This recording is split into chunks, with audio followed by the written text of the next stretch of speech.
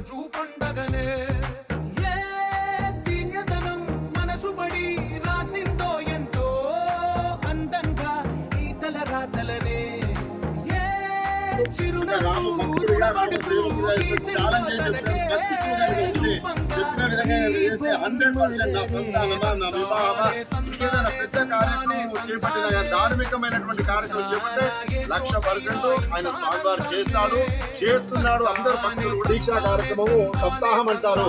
7 రోజుల కార్యక్రమం. అంటే నిన్న కలశ స్థాపనలు, స్వామివారికి ప్రాణ ప్రతిష్ఠ, మూల విరాట్కు ప్రాణ ప్రతిష్ఠ అనేటువంటి శర ప్రతిష్ఠ అయింది.